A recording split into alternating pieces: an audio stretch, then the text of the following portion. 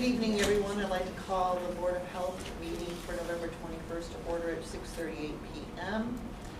And it looks like we have one public comment, Connie Jensen. Hi, Connie. Thank you. Yeah, sure. So I'm going to have a seat there, just calm my nerves a little. Join us. Welcome. Thanks for coming. You're nothing. Yeah. We're all friendly.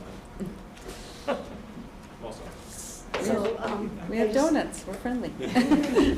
So I'm just going to read most of it for interest of time and Sure. speed. So, good evening, everyone. Thank you for the privilege to speak before you tonight. And I believe that a very important issue that I want to discuss. My name is Connie Jensen, and I've not only been an employee of McHenry County Health Department for 15 years, but I've also been a resident of McHenry County my entire life. I am proud to live here, and I think the health department has done a valuable service to the county. And that's why I stand before you today to share a concern that I have about the COVID-19 vaccination policy that you're going to vote on tonight. I'd like to begin this evening by addressing the email that the staff received on November 10th of 2022 from Ms. Marin, which I have provided a copy of the email for you. It was sent out 10 business days after the committee recommended that staff be made aware of the proposed changes. Many staff were blindsided by this email and had no opportunity for staff comment or to share their concerns. Even when the department is proposing ordinance changes, they allow time for those affected by these changes to have time to comment and be heard. Staff has not had this opportunity. The email states that the policy update is being recommended to safeguard our workplace, minimize operational disruption, and protect the health and safety of our staff, their families, our clients, and the community at large from COVID-19. All staff is currently received the initial vaccination series per the current COVID policy. I believe that the initial policy currently in place has achieved the goals laid out in the email for reasons that management proposed to bring the new policy forward for you to vote on. First, the operational disruption of COVID-related reasons has been dramatically minimized. At the height of the pandemic, there may have been times when several staff members would have been off work at the same time for long periods of time. However, the potential time away from work has already been shortened by minimizing the symptoms, and also the quarantine guidelines have been significantly shortened. Additionally, if you look at the copy of the Northwest Herald that I have provided for you from November 19th, 2022, you'll see that the county health department had reported that the county remains at low transmission levels and no additional deaths have been reported in the last 9 weeks.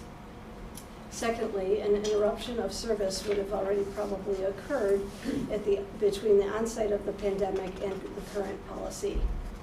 I understand that there has been disruption or decrease in services we offer, but this is more related to inability to hire and retain enough staff to carry these services out versus staff being out due to COVID. This board has worked hard over the past few years to increase the appeal of working for the health department through such incentives as increasing wages and benefits. Studies have found that the vaccine required at most places of employment across the country are on rapid decline. I have also been in contact with several public health administrators from neighboring counties in regards to their health department staff vaccination policies. Several have mandated the original vaccine series, but currently have no intention of mandating the boosters, and other departments have not mandated any type of COVID vaccine whatsoever. Therefore, I wonder why the McHenry County now feels the need to mandate boosters and any further CDC recommendations of COVID measures, which virtually all staff has received the initial vaccination series, and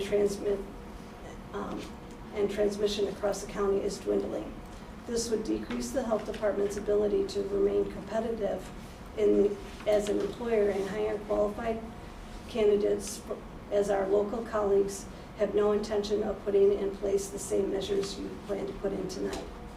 Third, as it is related to the safeguarding of all parties in the county, I am not aware of any staff member that has expressed concern when working next to someone who has not received the boosters. And additionally, I have not been aware of any client that has been afraid to receive services from us based on our vaccination status. We are safeguarded according to existing policies, with all but one member of our staff receiving the initial vaccination series. In fact, numerous studies published throughout peer-reviewed journals have proven that vaccination along with boosters does not prevent a person from contracting or transmitting COVID-19. These facts are stated in the 3 articles I have provided for you, with which Judge from New York ruled against the New York City mandates, while also calling the mandates arbitrary and capricious. Also, October 31st, Illinois remains one of only 10 states currently under active COVID emergency orders, and why 40 other states have proceeded to live life as normal, why our state continues to push COVID policies and emergency authorizations any further. Finally, Excuse me, it's a 3-minute limit, do you have much more to go? I'm sorry. Little bit. Okay. Finally, within my remaining time, I'd like to discuss the comments made during the October 25th, 2022 committee meeting, in which I listened to as I recorded. There were numerous comments made which I feel there was some misinformation. Staff hired prior to 2019 did not agree to the annual flu shot or COVID vaccine during their hiring process. After a review of my hiring papers, I agreed to MMR, tetanus, and TB, and these vaccines, along with rabies and hepatitis, have proven track records for effectively preventing their associated illnesses and side effects. The same cannot be said for the COVID vaccine, as I have provided you of a snapshot of an article of November 18th, 2022, which states that both Pfizer and Moderna are researching side effects that are caused by the vaccine. I do have a little bit more, but I did print off that you guys could go ahead and look at. That's the articles and stuff, but Darlene does have this printed out. So I would encourage you guys to go ahead and look at it before you vote. I want to thank you for letting me speak tonight, and I hope that you can look through those things and consider voting no for this new policy. Thank you. Connie, Dr. Amsler? may I ask a question? No. No questions? No Of questions. comments? Okay. All right. Thank you. Thank you for your thoughts. Thank you. Anyone else that didn't sign in yet? Thank you, Ms. Jensen. On to the minutes approval. Do we have a motion to approve the July 18th, 2022 minutes? Madam President, I'll make a motion to approve the July 18th. Do you have a second? I'll second. Any discussion? Darlene? Mr. Clark? Yes. Ms. Morowski? Yes. Ms. Carmen? Yes. Mr. Markelson? Yes. You got it. Dr. Amsler? Abstain? I wasn't there. Okay. Sorry. Of course. I can't verify. Mr. Galati? Yes. Ms. Gaffney? Yes. On to the August 15th, 2022 minutes. Do we have a motion to approve? I'll move to approve the minutes of August 15th. Thank you, Ms. Morowski. Second. Thank you. Any discussion, corrections, or adjustments to the minutes? Darlene? Mr. Clark? Yes. Mr. Galati? Yes. Dr. Amsler? Yes. Ms. Morowski? Yes. Ms. Carmen? Yes. Mr. Markelson? Yes. And Ms. Gaffney? Yes. On to October 17th, 2022 minutes. Do we have a motion to approve? Madam President, I'll make a motion to approve the minutes of October 17th. Second, Dr. Ansler. Second. Any discussion, corrections to the minutes? Melissa? Mr. Galati, Yes. Dr. Ansler, Yes. Mr. Clark, Yes. Mr. Markison, Yes. Ms. Carmen, Yes. Dr. McGuire. Sorry. Ms. Morowski, Yes. and Ms. Gaffney. Yes. All right, on to department and division updates. Melissa? Sure. I just have one item tonight, and I want to take this moment to thank the staff and the Board of Health for their contributions to public health. I don't know if everybody saw that today is Public Health Thank You Day. Oh. And so efforts, are appreciated every day, and each and every day throughout the year, the staff go above and beyond. And because this is our last regularly scheduled Board of Health meeting for this year, and it just so happens to coincide with Public Health Thank You Day, thought it was a perfect occasion to celebrate and acknowledge everyone here and everyone listening. So just thank you for your role in making a difference in public health. That's all I got. Thank you, everyone. Yeah, thank you.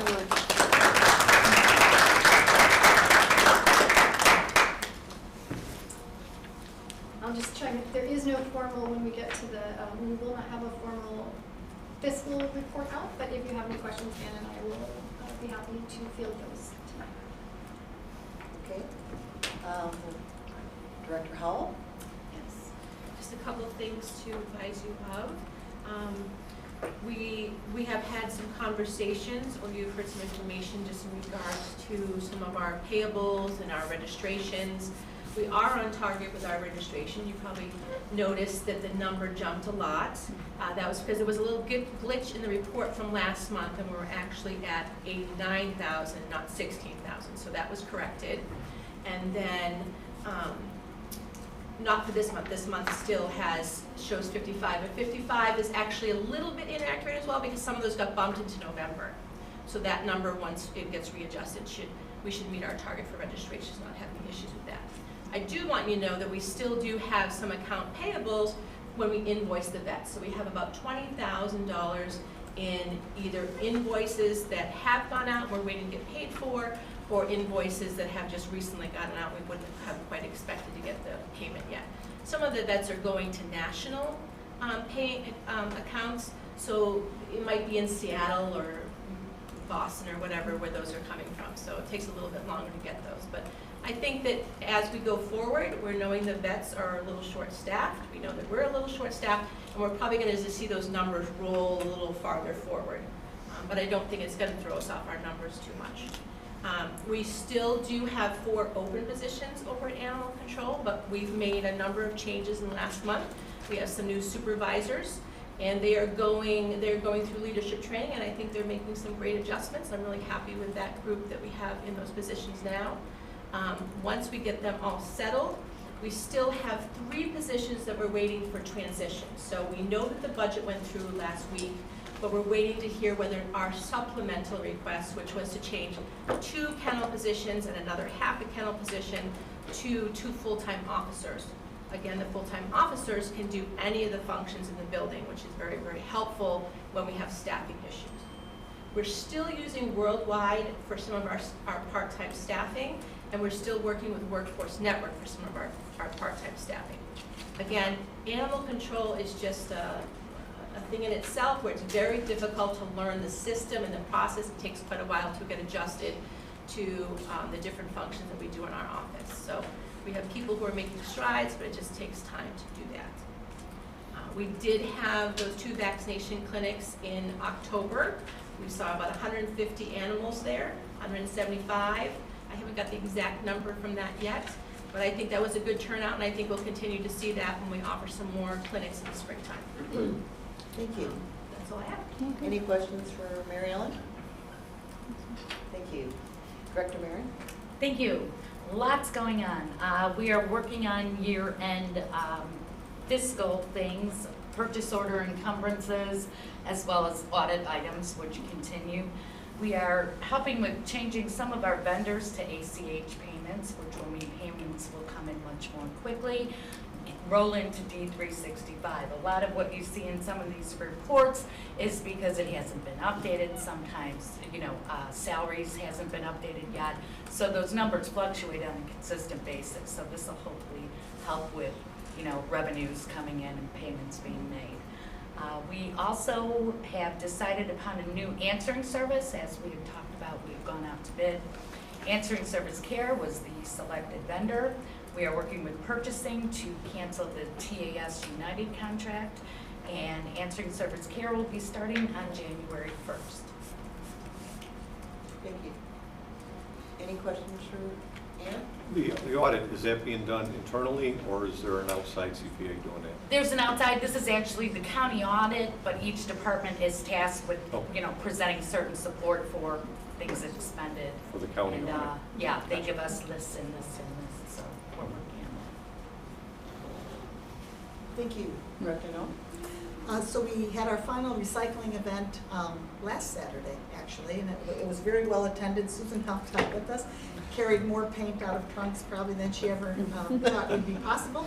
But we collected about 2,500 gallons of paint, so containers of paint within just a few hour period. So it was very successful, a little chilly, with a few snowflakes. We did get the solid waste plan approved by the county board, and our ordinances have been approved by the county board. So we got that final approval. We're very happy with that. So we are working with Mr. Tirio's office to be sure that our ordinance updates get incorporated into the next McHenry County Code of Ordinances update. And then, like Ann said, we also are just working on our end of year activities. So lots of inspections and things to finish out before the end of our year. So that's it. Thank you. Any questions for Patty? Patty, where does the paint go? So we do work with a vendor. This was earth paint, and then they do either, they recycle it, they make it into other paint, and then recycle the containers. So, great, thank you. Penny, how does 2,500 sounds like a lot to me? How does that stack up against previous events? Well, I would tell you we've had events that were larger where we had people down the street and down that way. So we now utilize a pre-registration process, so we're able to actually count it as we go and limit it so that we can get more people involved and make sure we stay within our funding. Okay. So not our largest event, but we had almost all the spots filled within 24 hours.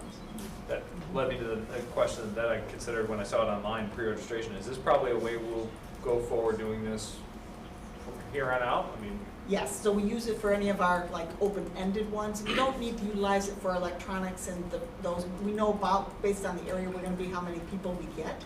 But for the larger ones, tires, paint, etc., we have used it. And we've also used the same software for some food establishment registrations. It works really great. yeah, it's great. Love to see it. Thank you. Any other questions for Patty? Director Karas. Thank you. So I just want to recognize our STD team they have been working with MCC, and a big thank you to MCC. We've been doing an STD clinic at the campus there, and it hasn't been well attended even prior to COVID, but now we're starting to see an increase, and I just want to give the staff a big shout out, and MCC for helping to promote that clinic so that we can reach that population. Community levels are low in McHenry County. However, I do want to caution our transmission level is high. So we're watching that very closely. Our epidemiology team is watching that very closely, as well as our influenza is very high too. We're seeing a peak in our influenza rates, which is unusual for this time of year for us. We typically see what we're seeing now, we typically see in February. So we're seeing it much earlier. So again, we're watching that very closely as well. RSV is starting to decline. Again, they're watching that, but a lot of respiratory stuff going on out there. That's all I have. Do you think that since we're seeing it peak early, do you think it'll stay flat at the peak or drop? It's hard to say. Thank you. Any questions for Susan? I read, I'm not thinking of science anyway, the variant B1, I believe the number was. The new COVID one? Yeah. Yeah. Are you seeing that here yet? Yes, we have detected it. I didn't hear the question, I'm sorry. The new variants, B106 or B1, I can't remember the numbers, we've gone through so many. and I'm Yeah, old. I don't, Ryan, you know what it be, what? 1.1 is what we detected. 1.1. Thank you, Brian. And I'm sorry, what was the question? If they were seeing the new variants here in the county. Any questions for Susan? Thank you, Susan. On to the consent agenda. Does anyone have anything they want to pull out of the consent agenda for discussion? Do we have a motion to approve the consent agenda? So moved. Dr. Amsler, thank you. Kyle, you're back just in time. That's gonna get you on that one. I'll second. Oh, Oh. there you go. Thank you, Juliana. Darlene, any discussion? Sorry. Darlene? Melissa? Yes. Mr. Morosky? Or Ms. Morosky? Yes, I answered everything. Mr. Galati? Yes. Dr. Amsler? Yes. Ms. Carmen? Yes. Mr. Markison? Yes. And Ms. Gaffney? Yes.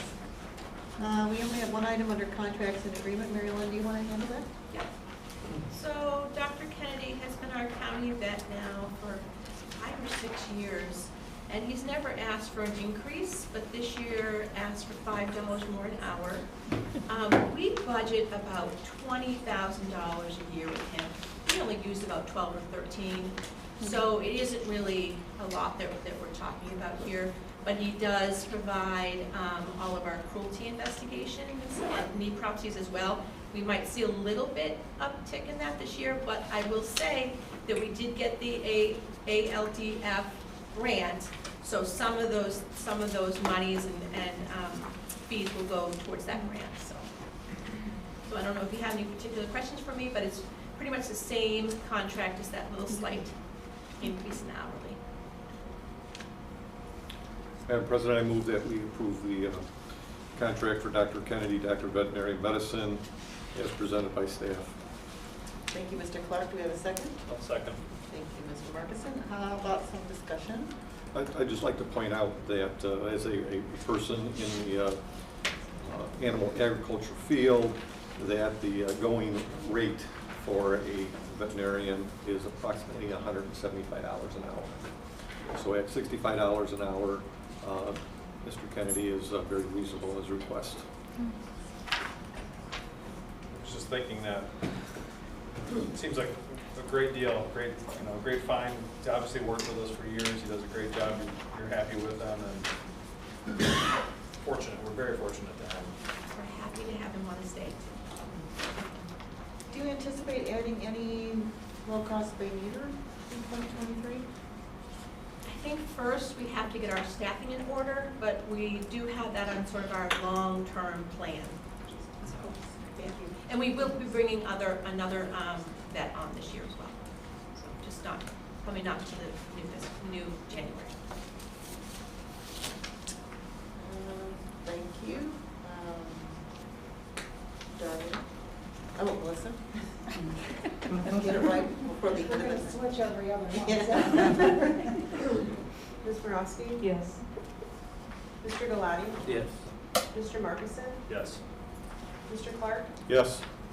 Dr. Amsler? Yes. Ms. Carmen? Yes. And Ms. Gaffney? Yes. Who's handling the Pioneer Pads homeless? Is that you, Ann? Oh, Susan, okay. So this MOU is, actually, we've been doing this, providing TB testing in the homeless shelter here in McHenry County for many years. And this is just solidifying it with the memorandum of understanding. It's always been kind of a handshake. So this is just making it more official, same services that we provided every year. Are they required to? They're not required anymore to do that, but we encourage it because it's such a high-risk group, and so they work, we've got a great relationship with that organization. Do we have a motion to approve the contract from Pioneer Center? Memo of understanding. Dr. Amsler? Move to approve. Thank you. I'll second. Mr. Galati? I'll Any further discussion or questions? No. Melissa? Mr. Markison? Yes. Dr. McGuire? Mr. Galati? Yes. Mr. Clark? Yes. Dr. Ansler? Yes. Ms. Carmen? Yes. Ms. Morowski? Yes. And Ms. Gaffney? Yes. So under program highlights, it's a special night tonight because we're starting a new program to try to recognize employees more timely for their service with the county. And this is kind of a catch-up. So there's a great number of people that need to be recognized tonight, and a few of them are here this evening. I'm not sure who may be online live. Do we know? I'll call the name and I ask that their director or supervisor come up and we'll present them with their certificate. Melissa, you had an idea about having a day for people to stop by just for. So we'll pick a day in December and have some treats in case people want to pop by, or we'll bring the treats to you. We'll figure that out. Or we do it in December since it's a holiday weekend. Thank you. So I am going to read off the names, and then when I have 4 people, I believe, that are here. So when I get to your name, if you could come up and we'll present you with your certificate, and thank you. If you want to say a little bit about yourself so that we understand who you are and what department you work in, and you know what you've enjoyed about working in your career, that would be great. Otherwise, we don't want to put you on the spot. The first person is Patty, and we recognize Patty, or staff recognizes Patty. I did a bigger presentation a little bit earlier, but 35 years deserves to be repeated again. So thank you again for that. We have the next with 26 years is Christy Heck. Hecky. Is she here? Is she on the line? Well, if they are, they can't talk to us. Can't talk to you. Yell on the screen right now. I'm here. What department is she with? Environmental. She's Would an you like to environmental. say something just about that? Sure. So Christy Hecky started actually as an environmental health educator 26 years ago. And then she, just continued to challenge herself with new positions. So then she became an environmental health practitioner, then licensed. Then she was our solid waste specialist, and then she was our solid waste manager for the county, and now she's one of our field staff supervisors. So she brings just a lot of experience and dedication to public health. Thank you. And we're going to hold the applause to the end, and we'll be clapping for like 30 people. So, and we want to recognize everybody. 25 years, we have 2 people. Megan Hack. She's not here. She's not here. She's with the Public Health Nursing Center Division. Megan's been here, I think she started, and this is way before my time, she started as a secretary and kept minutes for the Board of Health. So she has definitely went to school, and she has her master's in public health now, and is my assistant director. So she's worked her way up through public health and is a very, very dedicated public health. Great, thank you. Sylvia Vilches? Did I messed that up, right? Sylvia Vilches, she's been with us a very long time as well, and is one of our, she worked in family case management. She is our community health worker, bilingual, does a lot of extra work. One of those jack of all trades, can do anything for you. Great, thank you so much. 21 years, we have 4 people. Angelica Perez. Right? Got a lot of long hours. And she's one of those quiet people that just is steadfast. You give her anything, she gets it done. Has been with us a long time, and she's such a valuable person. Just very quiet, but gets her job. Gets her job done. Thank you. Janet Rosteel. She's in environmental health. So Good Janet neighbor. started in the administrative division and then came down to environmental health, and she is our supervisor of our administrative specialists. Thank you. I know this next person, Renee Laramie. She works in veterinary division, and she has worked in both the kennel and the office, and she's very, very knowledgeable about handling animals, and she helps us a lot with our sort of, she knows a lot from back in the past, right? So she has that historical knowledge that we sometimes need to access. So it's been very helpful. Renee, if you're listening, congratulations. Blanca Alvarez. Blanca's with the nursing division, and she's one of our administrative specialists who just, again, is a jack of all trades. She's worked in a lot of different programs, and now she's kind of the person that handles all of them calls that come in and they go in the right direction. Thank you. For 20 years, we have one person, Epiphania? Tita? Short for Well, Tita. how do you say it? Castro. Tita, we call her Oh, Tita. Tita Castro? Yeah, again, she has been with the WIC program for many years, and again, one of those with a lot of historical knowledge in that program. 16 years, and we have someone present, Connie. Come on down. She's here, we should clap her. Yeah. She's here.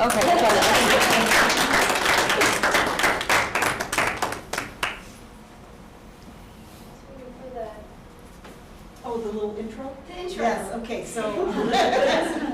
I put them on the spot. I just need more time to get ready for the picture. I can always think of No, something. Patty, no. So, Destroy me. Connie started actually in the county.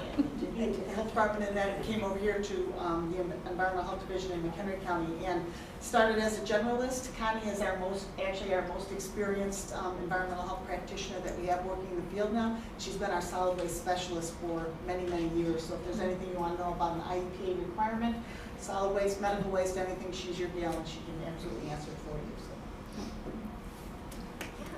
We can clap for Connie.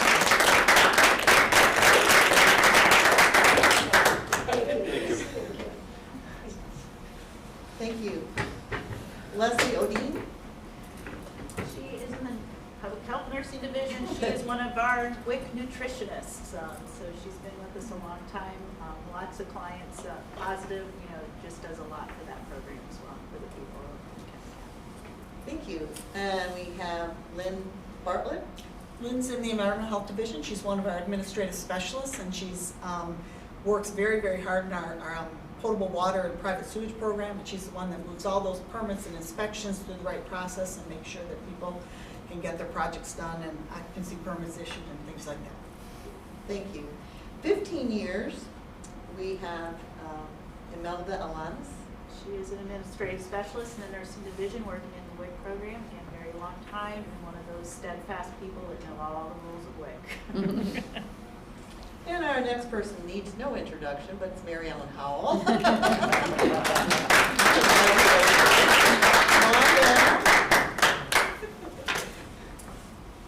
Mary Ellen, tell us a little bit about yourself. Okay, because you probably don't know my history. Yeah. When I first came to the health department, I worked in the Illinois Breast and Cervical Cancer Program. And then I looked for communicable disease and HIV. And then I worked in health administration for 5 years. And then I moved over to the veterinary division. You like animals better than people, is that what you're saying? No comment. He's like, I'm not gonna. I like people.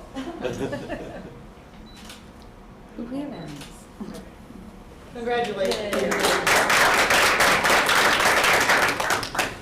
We have 3 people, 11 years. Valerie Sarabia? She's an administrative specialist in the nursing division working in the clinic program right now, and she keeps track of all those vaccines, make sure that the nurses have the stock available and ready to go. Great, thank you. Dominic Canada? Dominic is one of our health educators in the public health nursing division. He is in the CD program, and he is our rock star hand washing fella. He goes to all the schools and teaches those kiddos and does a great job teaching them how to wash their hands really well, but also does a lot of other educational things. Oh, that's great. Ramila Olson? Mila Olson, she is an administrative specialist in the WIC program, as well as one of those long-term, steadfast, knows all the rules of WIC.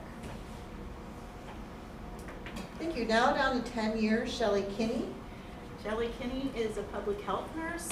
She is now working in the high-risk infant. I used to work with Shelley in the clinics. We did vaccines and STD and family health. But now she is working in the high-risk infant, so she's kind of one of those nurses that is a jack of all trades as well. Thank you. And everybody knows Deborah Doran. She's not here this evening, but Deb has been here 10 years. I believe she started in admin as office manager and then moved to staff development coordinator. Deb is the go-to person of the department for any employee that has any HR question, any questions about insurance, any questions about vaccinations, or where do I need to be, what do I need to do. Deb is definitely the go-to person. And she's a total hoot. She knows everybody, and she's really great to work with. Thank you. We have 4 people at 5 years. Jessica Joyce. Jessica Joyce is a public health nurse in the nursing division. She started out as an immunization nurse, and during COVID switched over to the communicable disease to help with our investigations there during COVID, and really loved it. So when we had a position open, she transferred from the clinic position to the CD, and she's been a huge asset to that program. Well, thank you. Kelsey is in the audience tonight.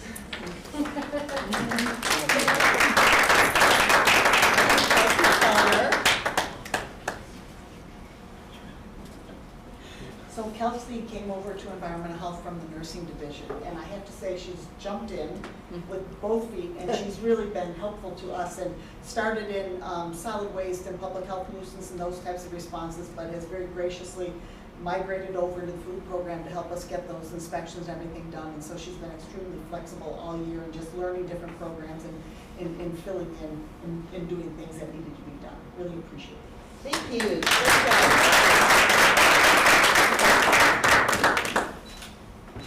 And I'm gonna do a vertical.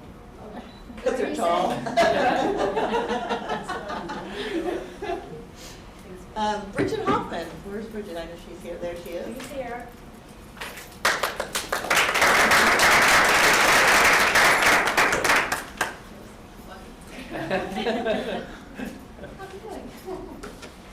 So Bridget started with us as a health educator, and she's just my firecracker in our division. And she has just recently taken on the emergency response coordinator. So she's taken on a really big position, and she has, really stepped into this, and I expect a lot of great things from her. Congratulations. I'm gonna do a virtual on you guys too. That makes me feel a little bit better. Thank you so much. And our last one, and I hope we haven't forgotten anybody else, but Elizabeth Salas.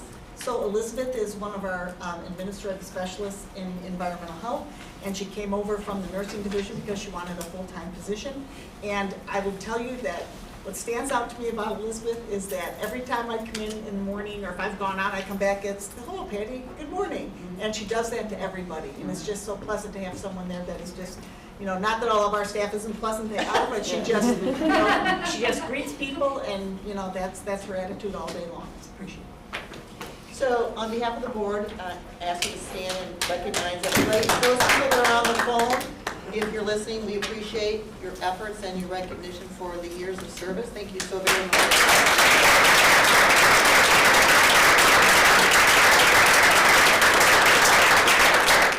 And when we know the date, we'll send it out to the board members and they'll stop in too, and hopefully you get to interact with some of them on whatever food day that is. If it's chocolate, I'll be there all day long.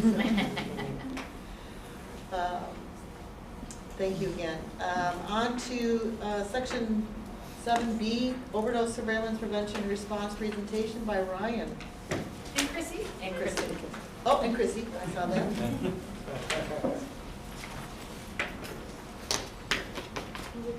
Yes, thank you.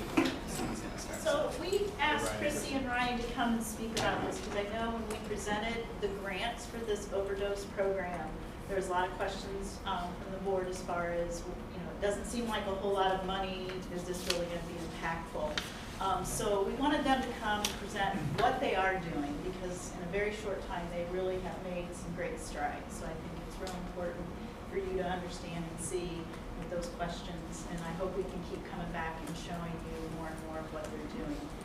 So I'll turn it over to them. Thank you.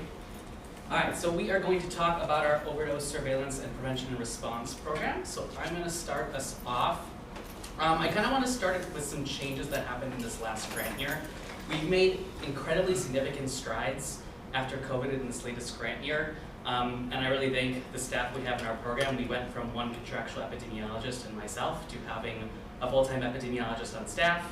A health educator is actually here with us as well. Maura Gosling is our epidemiologist, and Taylor is our health educator, as well as working with Chrissy and her program in community resource and health equity. And we have made a lot of strides since only May, because actually we hired Maura in May, and Taylor was hired in July. And in just that short span of time, we've taken our small program that kind of stagnated during COVID, as we had our contractual epi doing things outside of this grant, And we've made a lot of improvements. And I have a few things on this slide kind of showing what those improvements we've made. We're going to go into more detail in terms of what we're doing now, but I kind of want to show the before this grant year and now this grant year. So we went from 3 surveillance alerts that we have, 3 definitions to help us detect when we're having a significant increase in overdoses in the community, to 17 is what we have right now, and it's actually 17 plus because we already have more since I gave the report in this packet. And that's all thanks to Maura. She took our 3 alerts and turned them into 17, and we're still going. We could not have done that without her. We went from just doing communications during an alert to doing both community alerts to the community professionals and our work group, as well as activating Chrissy's overdose prevention and response team with Taylor. That was something that did not exist before this grant year. It allows us to actually go out into the community and do initiatives that we could not have done without that development in this grant year. And then we've also done several other changes. We formalized our alert communication plan with our partners. We had a very informal plan before. Now we have a written bulleted plan that we are intending to make a fully adopted plan signed by our partners. We also have evaluation metrics that now appear in your board packet every single month, so you can see what progress we've made. And then we also have prevention and training initiatives that did not exist before. And all of this is just thanks to these new staff members we've had in this very short span of time. We would not have been able to do this without that, so I really want to thank them for all the work we've done. Taylor, thank you for coming. Maura was going to come, but she had a flat tire, unfortunately, so unfortunately she got stuck. I have a quick question before you. Yeah, Could you, just for the new people, explain what a surveillance alert is? Sure. And we're going to go into more depth into a lot of Okay. these things. So the program kind of has 3 different aspects. Surveillance is using data we have to figure out what is going on in the community. I'm going to go over more in that, so I'm going to save that for a bit. The prevention aspect is exactly what it is. It's prevention. We're trying to prevent clusters from occurring where the alerts are or having a cluster. And then when we respond to clusters, that is our response efforts, and that has happened after we initiate an alert. We have a definition trigger. We'll do a response to that. So in terms of the surveillance, we have data-based alerts that we monitor in the community. We have 4 main data sources we use. Emergency department visits for overdoses, which come from our system called Essence. Our overdose stats, which come from our coroner's office. We actually have an MOU with them, and they supply that data to us monthly. Our emergency medical service encounters, which is from a state data set called NEMSIS, which is anytime anyone from EMS goes out and gives naloxone to someone, it goes into that system, and we can see that naloxone was given, and therefore they were on some sort of opioid. And then poison center reports as well, and that's we don't use that one for any surveillance alerts. It's very supplemental. It has a lot of detailed information on calls to poison control about substances. It's actually very useful for things outside of opioids as well, so we don't have strict definitions off of it, but it's a nice supplementary data set to kind of see what's happening in the county. And then this last part is actually really novel to our county. So a lot of other counties have overdose surveillance initiatives these last few years, starting with the OD2A program from CDC. We are the only county in our region doing anecdotal alerts, which is anytime one of our community partners sees something that's abnormal to them, they work in the hospital and all of a sudden 3 people came in for an overdose. Or Live for Lolly, they might go out and they might see something in the community, or one of their people they help serve might mention something to them. Anything like that, they'll actually pass on either to us or the director of the Substance Abuse Coalition, and that is called our anecdotal alert. And it allows us actually to investigate our data before we might see something starting to appear there. We can see if we have any unique trends. And actually, during this last year, one of the things that we presented to the county board on was we had an anecdotal alert that we did an issue of an alert for increases in uses of naloxone. And then shortly thereafter, we had an alert go off for overdose deaths. And we weren't the only county to have that alert go off at the same time. Several of the other counties here, Cook, Kane, also had an alert go off. But we actually had significantly less deaths. Now, that could be because they have higher population, but we also had our previous alert and initiatives go off a week or so before. So we were able to start doing prevention initiatives off of an anecdotal alert that other counties don't have. And so I really credit that system for finding things faster or finding novel things that we would miss in data. And it's something that is unique to our county. So what do we do with the surveillance data? We do community monitoring. We have, like I said, 17 plus alerts. We are in the process right now of actually switching out a few alerts and adding in some more for sub-county regions. So we broke the county into 4 areas, and we're making alerts off of those. So that number will actually be higher next month when we do this again. Or sorry, not the presentation again, but the metrics again. We put out a monthly opioid surveillance report that goes out on the website, and you can see that every month as well. And then we have a monthly meeting with our overdose surveillance work group where we give them updates on anything we're seeing. We'll talk about recent alerts, we'll talk about what prevention activities we should be doing, and we'll go over all of our data that we're seeing and what trends we're seeing. So what happens when an overdose alert is triggered? So there's 2 kind of aspects to that. We have our communication plan and our overdose prevention and response team that Chrissy's going to go over in a little bit. So that communication plan is this agreed upon action with our work group of all the steps we're going to take when an alert is triggered. And an alert is just a kind of specific number of overdoses. It's dependent on the data source. Our county alert for emergency department visits, for example, is only 3 overdoses. It triggers really, really low. It's also why we generally won't put a lot of specific information in the overdose alert about how many occurred, because any number of overdoses less than 10, we actually follow a principle from the National Institutes of Health that we don't release any overdose amount under 10 just to protect patient information. So since our alerts generally are relatively low in number, we won't usually give out the number. But when any of those go off, we initiate our communication plan. So after an alert is triggered, whether that's anecdotal or from our data, we will investigate both the data source it originated from, as well as all of our other data sources to see what trends we're seeing. Not only is any other alert going off or looks like it might have an increase if it hasn't triggered at its alert definition, but we'll also look to see what trends, what racial groups are being affected, ethnic groups being affected, what areas of the county are being affected. We'll then assemble our work group.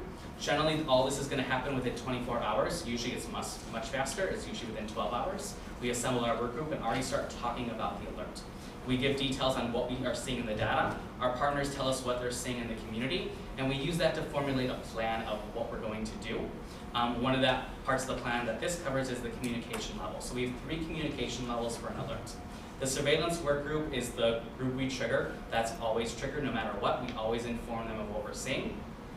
Sometimes it'll be just email, and then sometimes we'll also meet via virtual meeting to discuss a kind of a bigger communication. We also have professional level alerts that just go to professionals that work in the field. It's so that they're aware of what's occurring. It is more detailed than usually our community alerts, but less detailed than our surveillance work group alerts. It's so that they can best treat their clients and best protect their clients. Or if they're like EMS or fire, so they're aware of where they might be seeing something in the county. And then the last level is our community alerts. We have an example of the community alerts on the right side of the screen.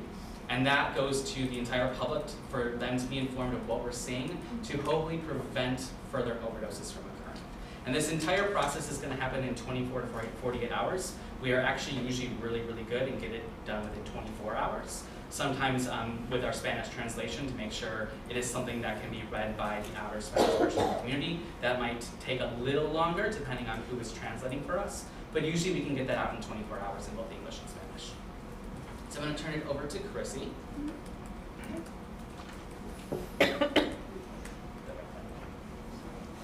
Thanks. Thanks for having us tonight. We really appreciate it. I'm going to talk to you a little bit about what we're doing with the overdose prevention response team. So actually when we started, it was the overdose response team. So this has evolved in itself as well. We work with obviously MCDH staff and then MRC volunteers. Again, can't do a lot of the work we do without our volunteers. And they've been great. They've stepped up to help us with that. And then we partner with Live for Lolly and Ward Corps on Woodstock Square. So when we first started this, it was if there was an alert that came out, we would contact the volunteers. They would come in, I think I gave everybody these, and they would go distribute these in the community. So anywhere, if we could find out kind of what areas we needed to target, where these alerts came from, that's where we would try and hit. But anywhere we could get these laundromats, gas stations, anything, they would distribute these 2 forms. And then as time went on, and I think this is part and thanks to Taylor, was, I felt this way always too. You know, why do we wait for 3? You know, I know you have to have a number, but like, isn't 1 overdose too many? Yeah. So that's when it kind of evolved into this prevention and response team. So we should be out there more kind of blanketing the county, not just when we have alerts, but all the time to provide that education. So what the team does is, like I said, the flyer distribution, overdose education. So Live for Lolly does a lot of that. On the flyer, it shows you where they're at in the community. They have a big purple truck that they take to McHenry and to Woodstock and hand out Narcan and harm reduction supplies. And then also provide that education. Workport is a lot of that education as well. And then more recently, we're looking at doing some what we're calling pop-ups. So if we do see an area that is seeing more overdoses, we want to get out in that area and not just provide the flyers, but actually do like a little pop-up where we put these kids together where they have a table, they have Narcan, they have signs, and they can provide the education and the Narcan. It takes like 5 minutes just to teach them, you know, how to use it, how to administer it, and that way we can get more Narcan out in the community. This is just a presentation that Taylor did last week at Marion Central High School. So that's another one of our goals, is to get into more of the high schools. Really want to get Narcan in as many people's hands as possible. So, and that, a lot of that is educating the community, because you know, it's a lot of, not my kids, you know, but you don't know where you're going to encounter it. So the more we have out there, the better chances we have of saving a life.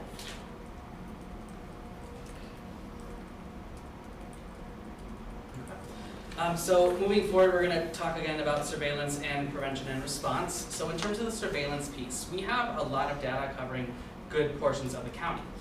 We have EMS, so anyone who enters an EMS vehicle. The emergency department, anyone who enters the hospital system. But we don't have anyone who doesn't enter those systems. You have to actually engage the medical system to be in one of those triggers. So we're trying to find other ways to get county data where someone's overdosing. So we are actually working on a way to approach the police departments so that whenever they give naloxone or arrive on scene and naloxone's been given, that we have access to that data as well. We're looking at some unique things using our red cap that we use for outbreaks to try to leverage that with our police, so that hopefully moving forward in the next year, we can collect information on anywhere that one of the police systems show up and someone has overdosed, we'll have information on that. Because that's really what we're missing, is anyone who doesn't enter the medical system. And a lot of the time they will at least be identified by police. So that would be a huge help to us to identify where something might be occurring. So that is one of the next big things we're working on. We intend to make additional alerts. We're already working on some of those now for sub-county kind of quadrants. We're dividing the county into quadrants. Also potentially looking at youth alerts so that we're knowing what is occurring on youth as well. And then we are looking at an annual report for the year that can go out online, as well as possibly data dashboards. We have Tableau, which allows us to make dashboards internally. So we'll be working on that to leverage it for internal surveillance. And then we're also looking at ways we can do external dashboards so that the public or partners can get data when they need it, so they can do things if the public is interested in data or if partners need to write a grant, for example. And then in terms of the prevention and response to, like Ryan mentioned, partnering with the police departments. Right now, Live for Lolly has that role. What they do is they train the police departments and provide many of them with the Narcan. So part of that process then would require the police departments to report back when they administer the naloxone. So we're getting that data too, not just the deaths. However, they've met some challenges with that partnership with the police department, so they've asked us to take that over at the health department. So moving forward, we're going to do that and hopefully be able to strengthen those relationships, expand the education locations. We were super excited to get into one school, so we're hoping that kind of spreads. And then we are also looking at a Narcan vending machine. So there's several surrounding counties that already have these in their health departments or in their counties, and they've seen a lot of success with them. So We've looked at some funding sources, and it's just a process that takes a little bit longer, but we think that's something that would be very beneficial to our county. And then increase the Narcan distribution, obviously. We are now a site, the health department is a site where people can come and get free Narcan, so we are working on training our staff. So we always have someone in Woodstock or the Crystal Lake location that can distribute and educate people if they need Narcan.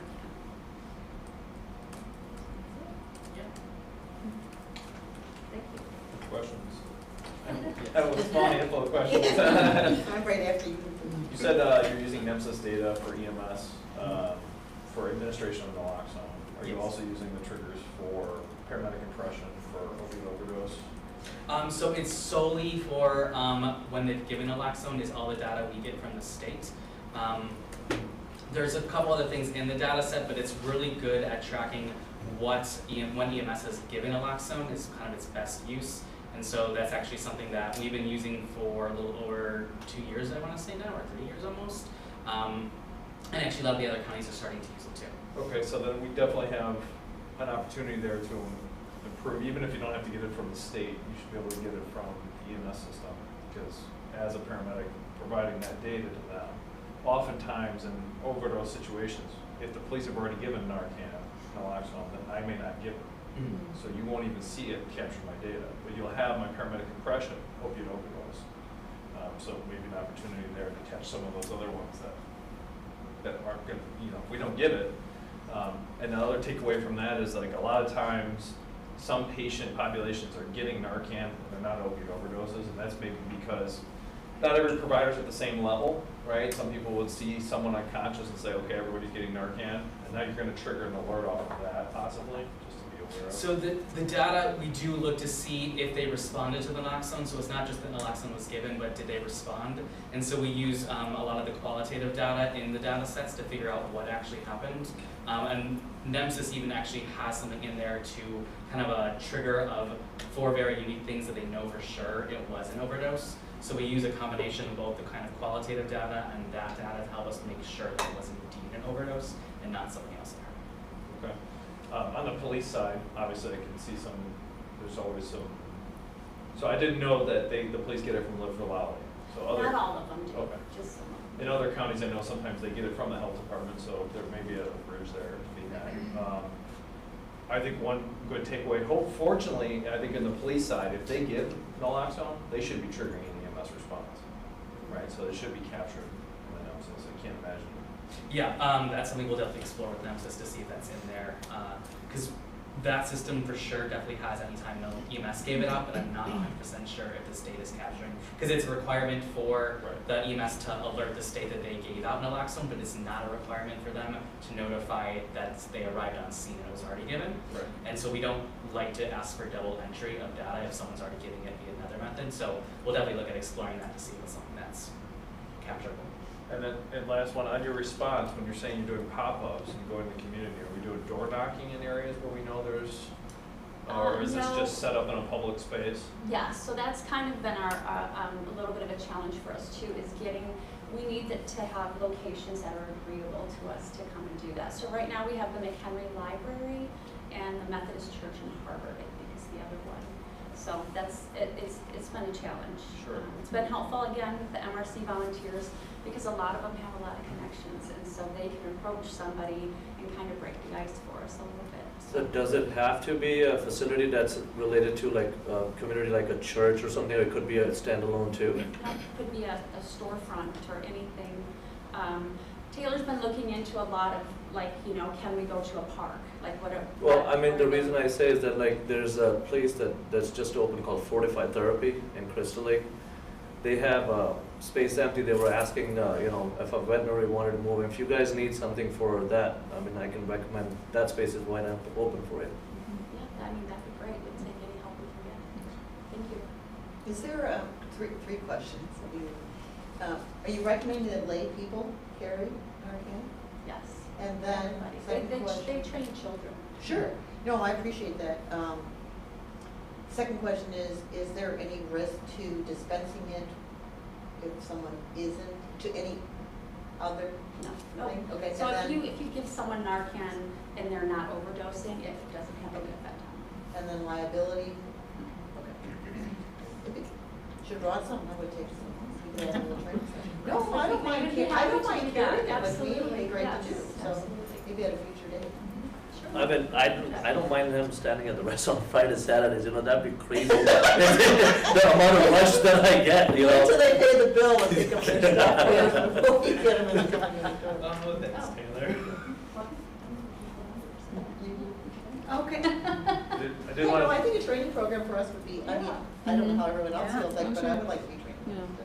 I think it's a tremendous program. You guys are making advances. I think it's great, especially being on the cutting edge. The anecdotal work is huge.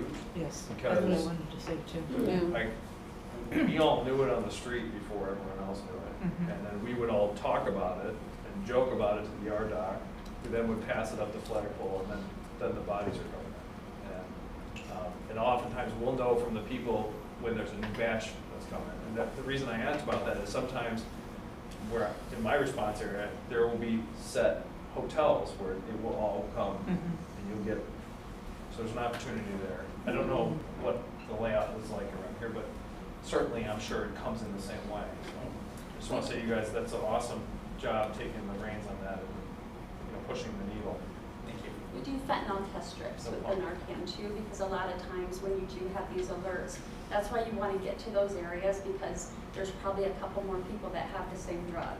So they're most likely gonna overdose as well. So if we can get them the fentanyl test strips and they can test their drugs and, you know whether or not. This might be a dumb question, but does Huntley High School come into this in McHenry County? We haven't done anything with Huntley High School. Because my daughter goes there, she would love to, because she's a part of the, with the PT and all this stuff, she would love to promote that. I'm 100% sure she might take the stand on that with you if you want. Okay. It's been a little bit harder to get into the schools, but we are fortunate we're putting together a nursing symposium meeting. She's very close to that nursing place. Okay. I strongly, I mean, if you don't mind, I'll give, you know, just to give you her number and she can call you and you can tell her Sure, what, you know, if absolutely. anything, so. Because it's, that school gets a lot of attention for some reason, and I don't know why, but I think that would be a great campaign if we were to put one out that way. I've got two. I think it's important, what Chrissy was just going to say, we have our annual nursing symposium that we, the school nurse symposium, and we put it on hold during COVID. We are having one in February, and this is going to be the topic, and we are going to give them Narcan. Oh, nice. So that hopefully that would. So the schools don't have it already? Some do, but not all of them. That's a shame. And I think, you know, Taylor has definitely, I think, getting into Marion High School, they talk. They'll hear about her presentation, and I would expect that she probably is going to hear from some other schools. It's just Like- getting that word out there and what's happening. That access to children too is phenomenal, just like the CPR program. Yes. Right, equipping them with the knowledge, because it's not always, I don't necessarily see children in my response area from it, but it's their parents. They've saved their own parents' lives sometimes with that kind of knowledge, so. Joe, were you gonna, I think I you have had two questions. Is the health department playing a role in the identification of the substance? In other words, we have a gathering of people, and we have a number of people that become ill, and possibly a death or two, and we've got the substance. It needs to be identified, what it is. Is it an opioid? Is it cut with some substance?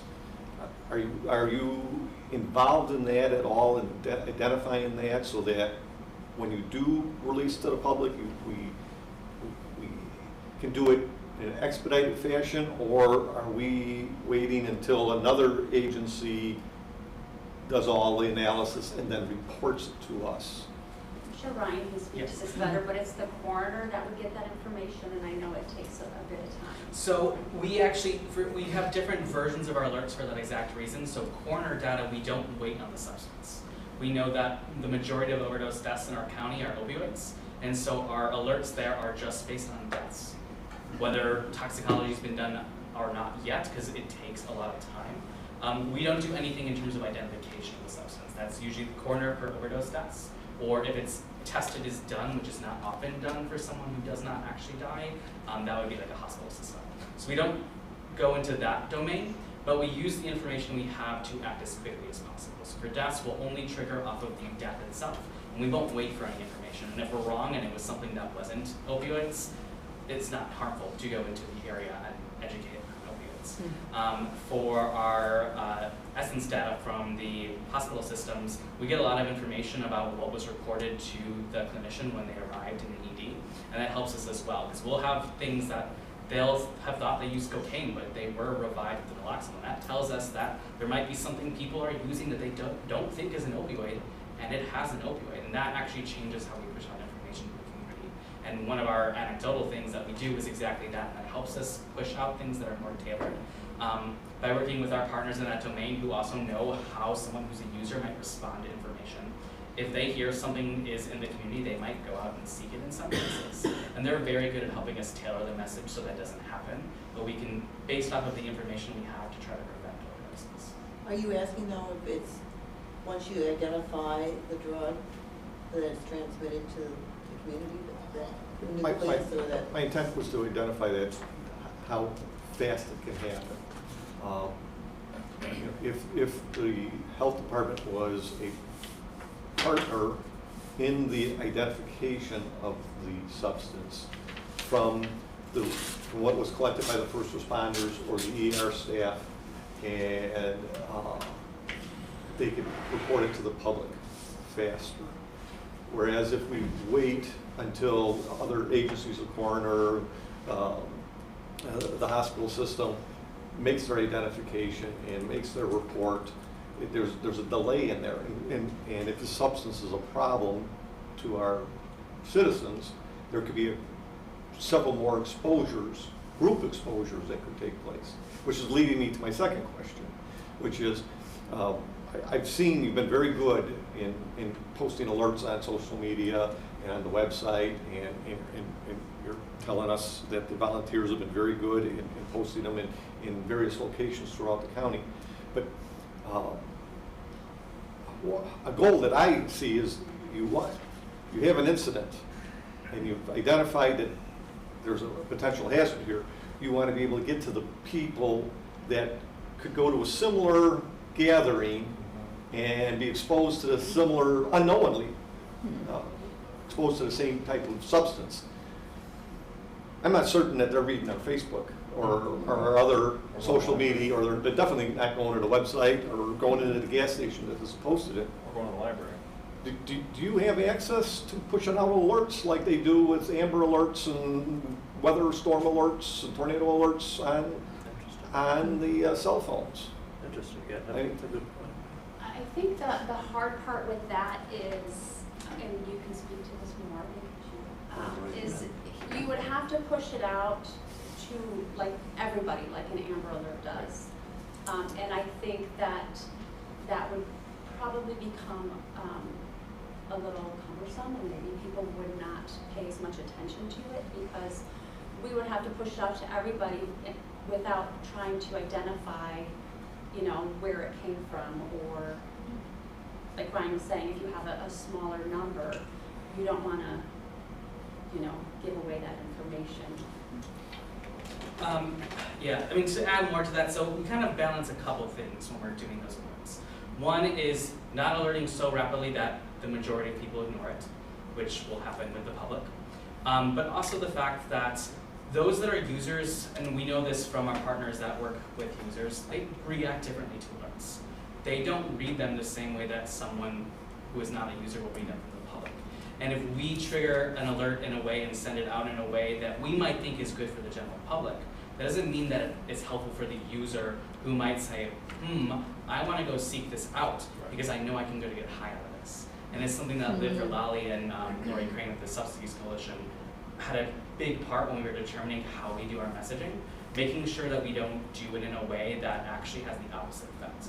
And so we actually rely a lot on the professionals and our partners who work with users to get the information out that way. Because the channels we use actually do reach the people we want to reach. We know that.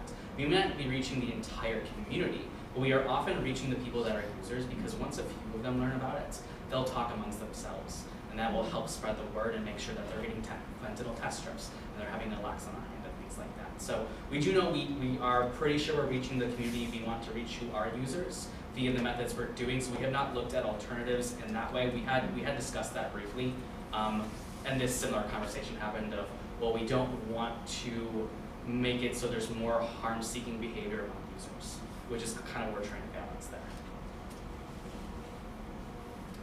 I have just a quick I question. understand. Oh, go ahead. So when you get information from the ER, and I commend you on the anecdotal thing, because for years, as an ER worker, we would be like, oh my God, this stuff is happening, and nobody, it seemed like nobody listened. So I really commend you on that. But do you get the drug screens? So, for example, I do know that there's a huge uptick in fentanyl, cocaine. So if the drug screens come back, are you able to get data from those? We get anything that's entered into either triage notes, clinical impression, the diagnoses. So if they get detailed information and they have a detailed substance, the diagnosis will update. Right. So we don't get the actual screen, but we get all the information That entered you need into to the know. to the patient. Okay, good. Any other questions? I think we all would welcome you back to do a little training in the future. Get our own little- Thank you. Thank you.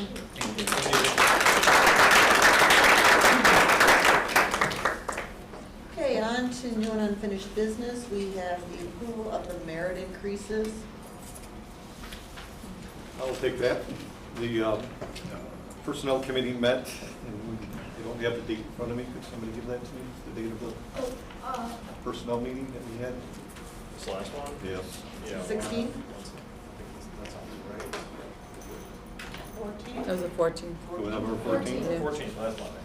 On November 14th, we received a report from staff that the county has approved up to a 4% merit increase for employees, and they authorized the Board of Health to decide how that was going to be distributed. The members of the Personnel Committee discussed it at length, and we felt that as a result of cost of inflation exceeding 4%, that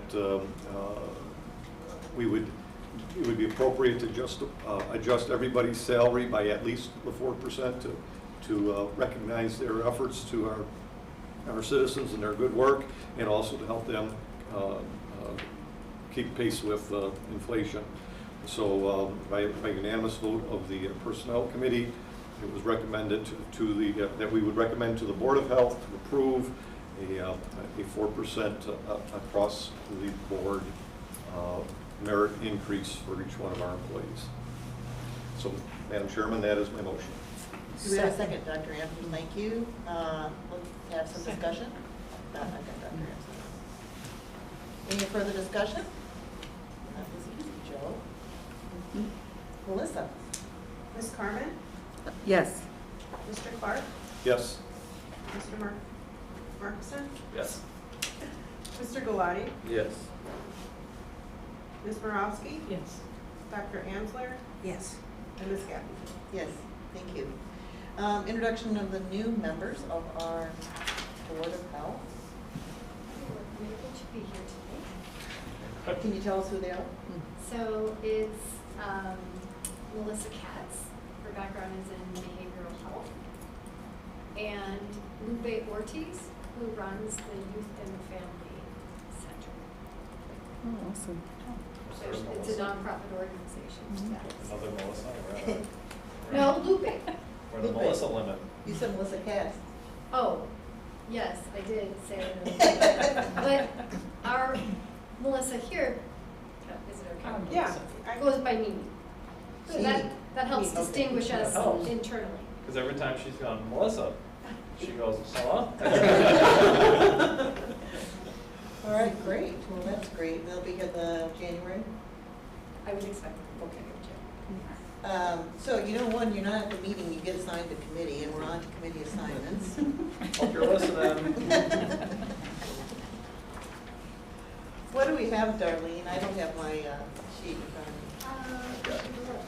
We have Finance Committee, Do you want me to read them off? They're on page 62. Okay, Kyle's got, let's, Okay. if you guys don't mind, let's just go through each committee and, the chairperson of that committee can state whether or not they would continue on that position, and if someone else would like to take over, they're welcome to throw their name in the hat. So, the finance committee, the chairperson is vacant.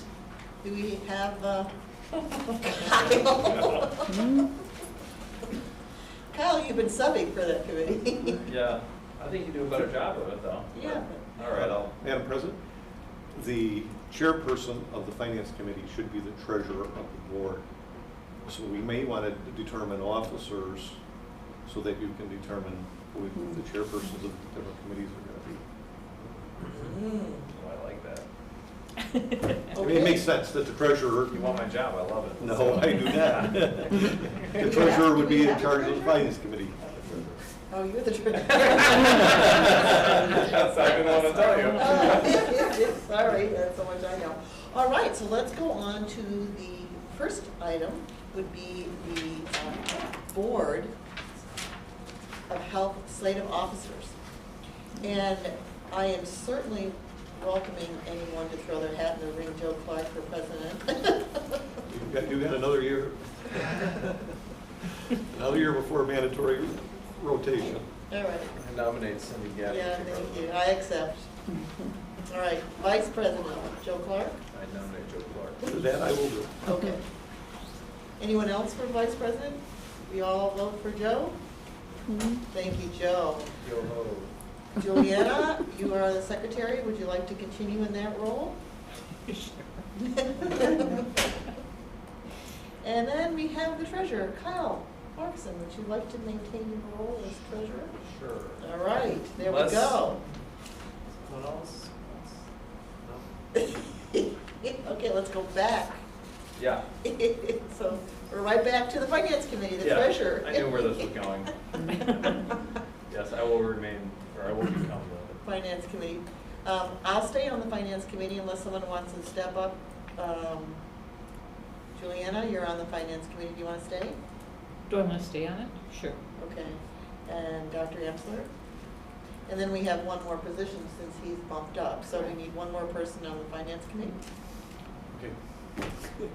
Normally, the president is an ex officio board committee member. So you need 5, you should have 5 board members. Gotcha. Okay. And you're the ex officio. You're saying she doesn't count as one of the 5. She's on every board Yeah. as an ex officio Okay. officer. Okay. So you need 2 more. All right, we need 2 more. Jay Galati. I see your hand raised over No, there. I've been assigned. Well, a new person. You have the authority to assign. Well, you know what? What did you say Melissa's background was? Behavioral health. I just want to say, so Lupe's position is only through June. She may reapply, but they're both filling vacated positions. So just keep that in mind in terms of committee assignments. No free rides, even short time, they gotta. Who is not here tonight that's on the board? Okay. No, not the new people. Oh, Dr. Dr. McGuire. Dr. McGuire is now on the finance committee. There you go. How many committees is there, Mo supposed to be on? There's 3. You're on the personnel committee, Cecilia. Yeah, I'm on 3 already, so. Yeah. Okay. Where's, can you scroll down and see? Hmm. Yeah. Yeah. Cecilia, you're on 2 committees, but there's nobody on it but you. I'm very popular. What are your meetings like? You've always got a quorum. So I know, always got a quorum, yeah. I don't know. Let's Oh. let's scroll I'm gonna up. just So- start making stuff up for them.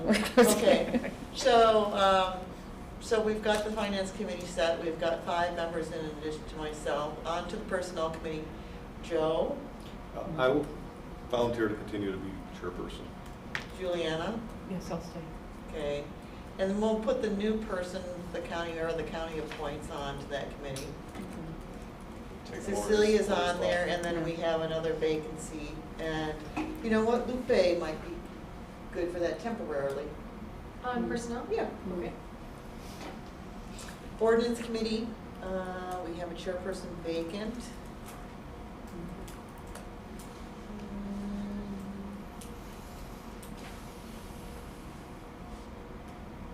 Well, if Joe can step up, I'll step in. Already one.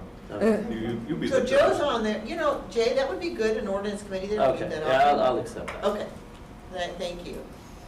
And then the hearing committee, what does the hearing Well, committee do? we gotta fill that out. What? The ordinance committee. You've got Jay, Ordinance is Jay, Cindy, myself, you, Dr. McGuire. we need one more. Oh, Cindy is Yeah, I ex was gonna say officio. that. So, Dr. Amsley. Sorry, I was clearing my throat.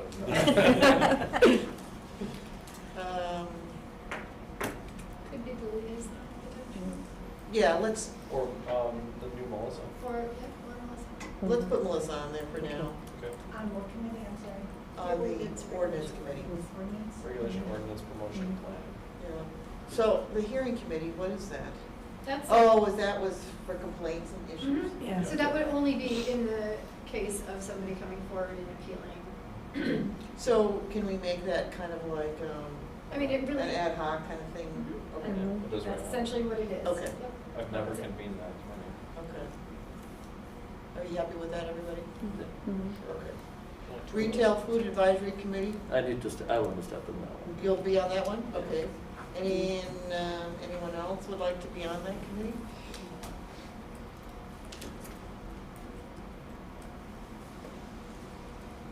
Have we had any meetings? We haven't had it for years. Have we had any meetings? That's an ad hoc committee. Yeah. Oh, yeah. The Environmental I was Health gonna say- Advisory Committee has not, that's, Hasn't met since over Is there- years. You You- still Well, value. we kind of, I you mean, can take I the did time. help with the solid I waste. want to be one, the so- right committee as well, if possible, the second So- one. That's the coming, like, We can Environmental pretend. Health Advisory Committee. They don't.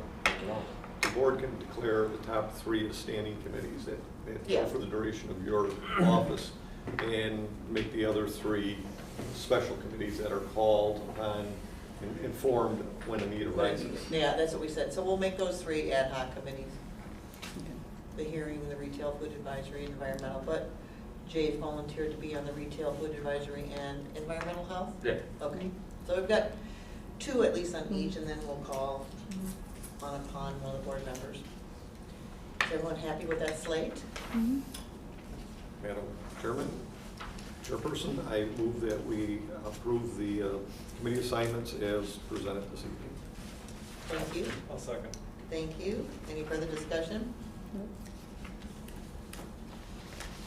Oh my gosh, I forgot the name. Mimi. Mimi. Dr. Amsler, yes. Ms. Carmen, Yes. Mr. Markison, Yes. Mr. Galati, Yes. Ms. Morowski, Yes. Mr. Clark, Yes? and Ms. Gaffney. Yes. Approval of meeting dates for 2023. Who's it? So those are in the packet on Mhm. page 64.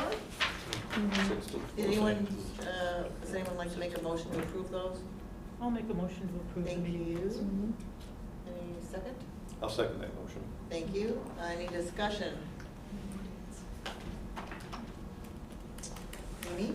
Dr. Amsler, Yes. Mr. Markison, Yes. Ms. Morowski, Yes. Mr. Galati, Yes. Mr. Clark, Yes? Ms. Carmen, Yes. and Ms. Gaffney. Yes. On to the Personnel Policy Handbook Update, COVID-19 vaccine. Joe? Yes, again, on November 14th, the Personnel Committee staff brought it to our attention that the recommendations from the CDC in regards to vaccination policies for employers has been modified to include some boosters in regards to COVID-19. There was conversation about past history of vaccination, requirements for working conditions, the need for consistency in regards to what is required by an authority that has medical professionals and scientists, et cetera, that offer these recommendations. A conversation was done on this. It was put to a vote, and by unanimous vote, the Personnel Committee recommended to have our staff update the personnel manual with changes to bring us into compliance with CDC recommendations. They have done so and submitted it to here as part of the policy manual update. And so therefore,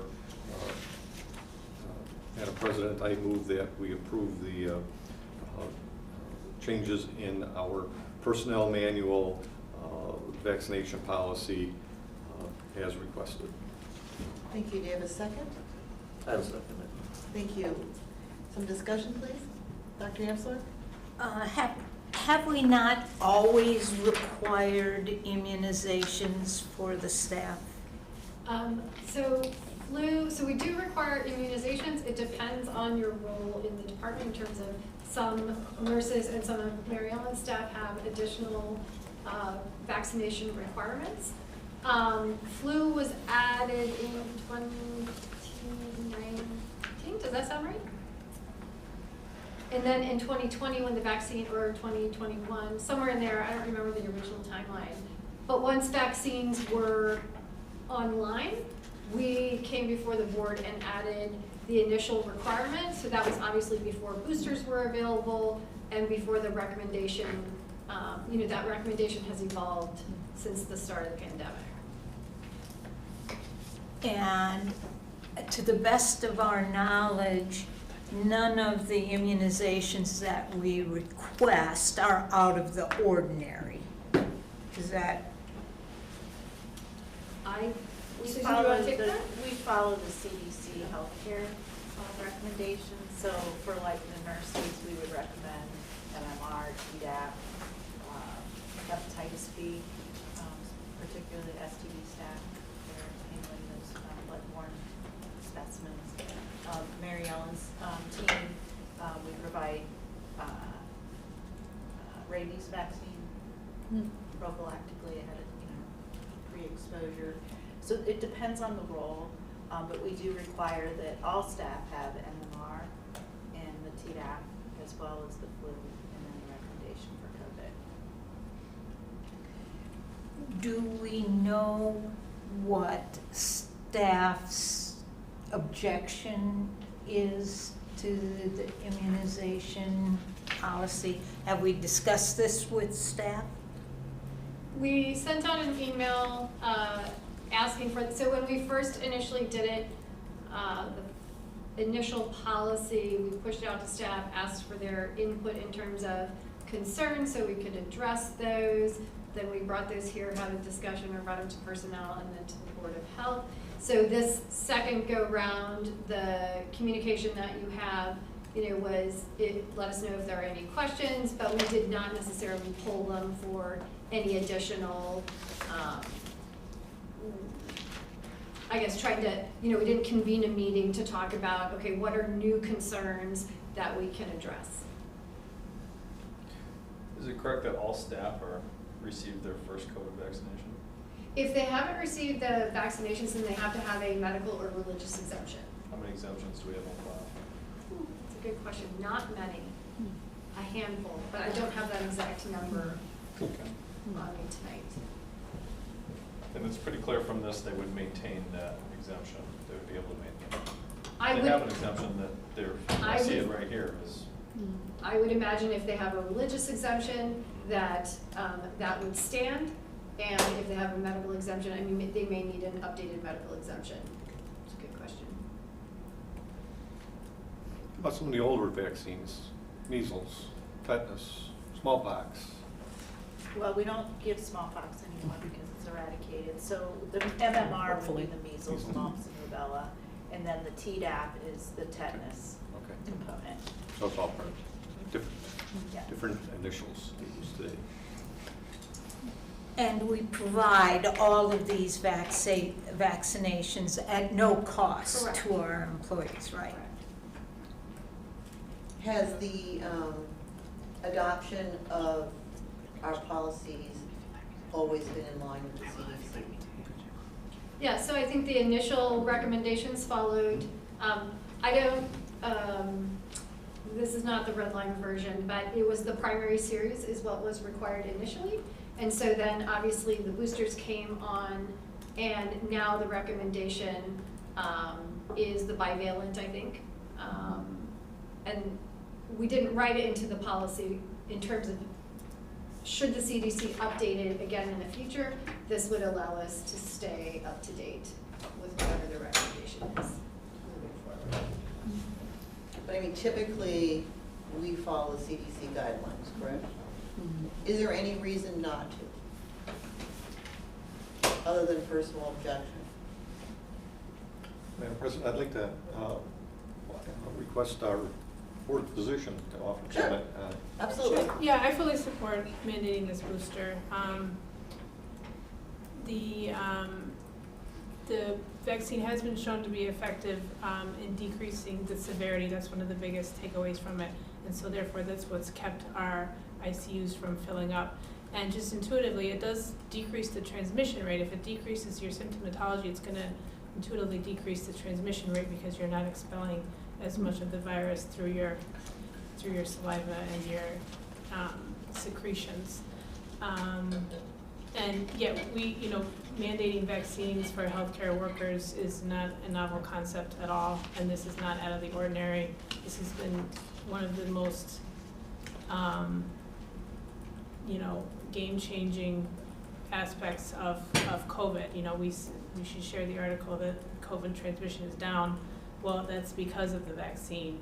There's no question. I mean, this is the worst. That's essentially true. Mm-hmm. I mean, it's not just her. I've actually heard somebody else say that same exact what she just mentioned. It's because of that. That's why the transmission has gone lower, not for the mere fact that they haven't taken it. And the hospitalizations. Yes, absolutely. So yeah, I Because the clinic at that, the rush went down after Del Webb community, it reduced by 80% right now. And safety-wise, it's one of the safest things out there. I mean, any vaccine is safer than any drug. My mother's even insisting to getting the fourth one, they just got approved, I think. Mm-hmm. Right. So, yeah, what I tell patients when they ask for my opinion is I say, vaccines are the most effective and the safest compared to any drug that we can give for anything. So from a reactive standpoint. Yeah. Right. So any vaccine is safer than any drug. Any other further discussion? Needs to be second. No, one second. Oh, is it? Oh, sorry. Amy? Mr. Galati? Yes. Dr. Ansler? Yes. Ms. Morowski? Yes. Mr. Markison? Yes. Ms. Carmen? Yes. Mr. Clark? Yes. And Ms. Gaffney? Yes. And I neglected. Laura, did you want to add anything that would be part of the agenda, like in the beginning when we do reports? Is there anything? Melissa asked me, but in the future, yeah, I certainly will let you know. Just let me know. Okay. Yeah, thank you. I'm sorry, I apologize. Okay, no, that's fine. Madam President, I apologize. I know we've already voted on it, but the future meeting dates, I just noticed that when I looked through them, I hadn't paid enough attention to it. I feel we have moved them forward a day. They've gone to the second Monday. So the only times I should have said something, so they're still the third Monday, but the first couple of months, there's a holiday. So whenever there's a holiday on the third week, we bumped it up a week. It was like that this year too. Instead of back a week. Yeah. That is how we did it this year too. That way, if we have something that needs to go to the county board, we might still be able to get it onto their agenda if we put it ahead. I should pay closer attention because I've already, for my work, I'd already taken all those days. So you're gonna be missing me. Okay. Do we want to amend that? No, I don't want to upset the apple cart. No, we can talk about, we would just have to decide on those days where there's a holiday. Obviously, we can't meet on that day, so we would just have to find another alternative. So for January 2nd, 16th, that was initially going to be the third Monday in January, and then it's moved up to January 9th. Martin Luther King Day, I think, is on Yeah. that, January 16th. Mhm. Correct? Right, Yes. thank you very much. So we could meet on the 23rd, which is the following week. The county board, I believe it's the 17th that month? Is there a preference just to move it to a Tuesday on the same week? Well, we couldn't move it to the 17th. Well, I guess we could. I don't know. I mean, That's I a don't good have a question. So, preference. because the county would be meeting that night too, so we would have Oh, concurrent okay. meetings, which could be a problem. Becomes an issue with room space. Yeah. Okay. Well, and if staff have to be present You know at what? the county board meeting. It's already, we've already voted. I feel better that I hadn't looked, I just looked for the first 2 months, and then I was like, Yeah. oh. And then June, I think, is another one of those dates where there is So Juneteenth. February also is President's Yeah. Day. Right. Yeah. Yeah, it's the first 2 months, then Mm-hmm. June. Okay, perfect, all right. I thank you for clarifying for me that I was lax in my looking at it. Well, do we want to look at it? I mean, I think for January, February, we're open to a different date, Kyle. We've got a lot to add, and you're on so many committees. Finance. Doesn't have to be decided. No. Well, January should be. Yeah, we probably need to decide January, so I think the 23rd would be the next. I could do, or the Tuesday, the 10th, Tuesday the 10th, or no Tuesdays? Tuesday is the county board meeting, right? That's No, the not 17th. until. Let me interject. it's- Yes. Well, I want you here for every meeting. Yeah, If we start moving the regularly scheduled meetings based on right, it's gonna screw. one board member being available or not, then we're gonna have to do it for every board member that can be available or not. So it's not a good practice. to Is there a, undertake.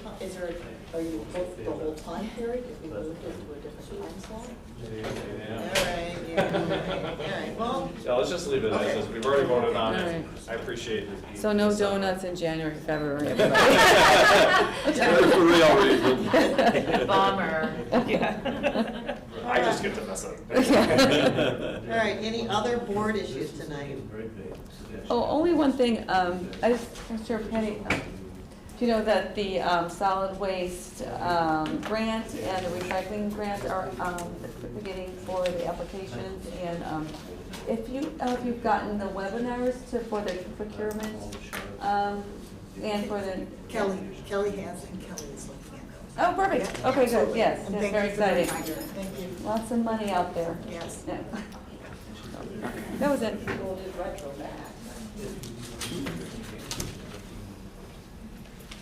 No other board issues? You've got your information communications packet. We do have executive session for this evening. I need a motion for the executive session. Make a motion to go into executive session for review of executive session minutes. At what time? At 8:16. A second? Second. Just a second. Melissa, are we conducting the evaluations portion? That is up to you. Yes. I passed So on we the need other to amend it? information. You need to amend that to include performance evaluations. Okay. Madam President, I'll make a motion to go into executive session to review previous executive session minutes as well as discuss the evaluation of the administrator. Thank you. Do you have a second? I'll second that. There are three people. Juliana. Thank you all. Thank you. Thank you. Thank you. Happy Thanksgiving. Bye-bye. Happy holidays. Thank you, Laura. Who was second? Juliana. Juliana. Thank you, Dr. Tomaso. Thank you. Thank you.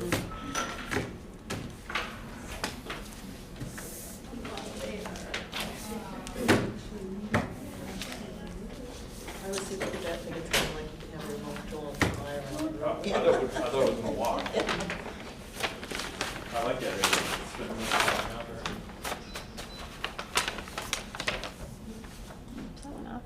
there. Did they just give us all the I think that's already off. Yeah, but typically you have to turn them both off. Melissa, you're staying. Okay. We're still waiting for the system to, or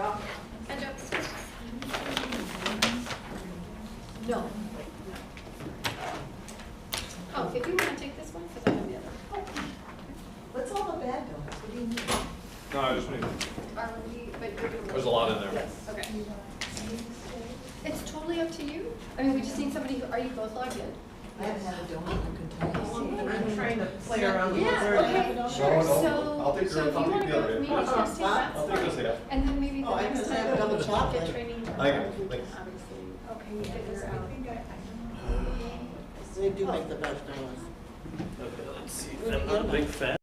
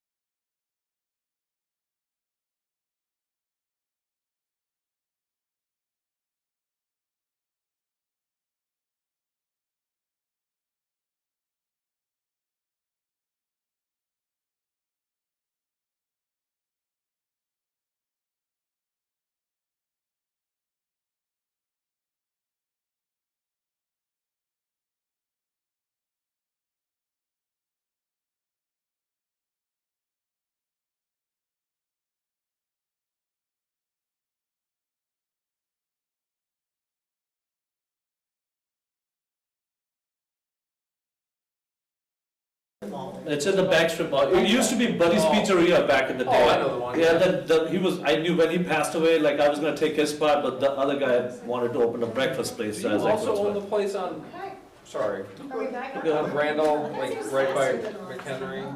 Yeah. Jalsa? Jalsa? Yeah, it's my partnership. I don't go there because he's a good friend of mine, so he told me to stay out of it. So I was like, okay. I thought that was your, I thought that was your place, I didn't realize. No, mine's the other one. What I did was actually bought some. We're live. Oh, sorry, sorry. Okay, so we're back into regular session. Do we have a motion to adjourn? Yes. I move.